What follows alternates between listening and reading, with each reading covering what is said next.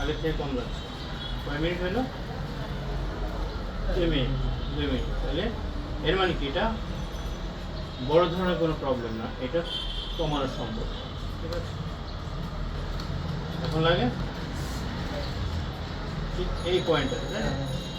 এটার জন্য আমাদের কি করতে হবে, নর্মালি যখন আপনি বাসায় থাকবেন এই যে জায়গাটা, এটাকে আপনি নিজে একটু মাসাজ করবেন।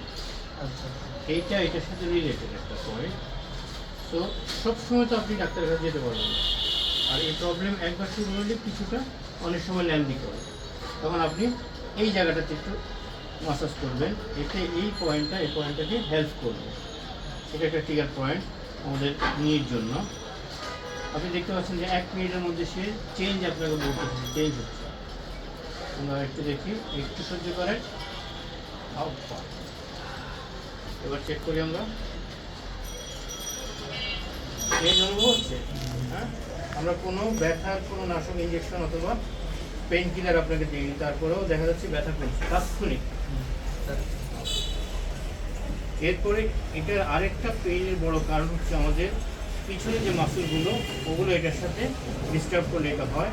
প্লাস আমাদের যে এটাকে বলে পাটেলা, এটা যদি যেমন ঝং খেয়ে কোনো কিছু কী হয়ে যায়, আটকায় যায়, আমরা কী করি সেখানে একটু তেল দিয়ে নাড়াচাড়া করে কবজাটাকে ফ্রি করে দিই। বা তালা যদি ইয়ে করে আমরা ভিতরে একটু তেল দিয়ে দিই, একটু চাবি নাড়াচাড়া করলে আবার তালা ঠিক হয়ে যায়। আমাদের এই জয়েন্টগুলোতে এরকম, এর ভিতরে গ্রিসের মতো লিকুইড রয়েছে। সেই লিকুইডগুলো অনেক সময় স্টাক হয়ে যায়, তখন আমাদের মুভমেন্টে প্রবলেম হয়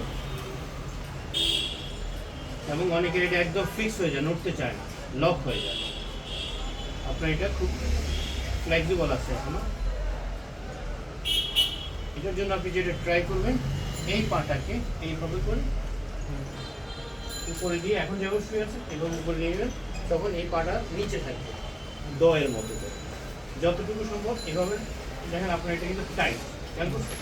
এটা একটু রিলিজ করেন,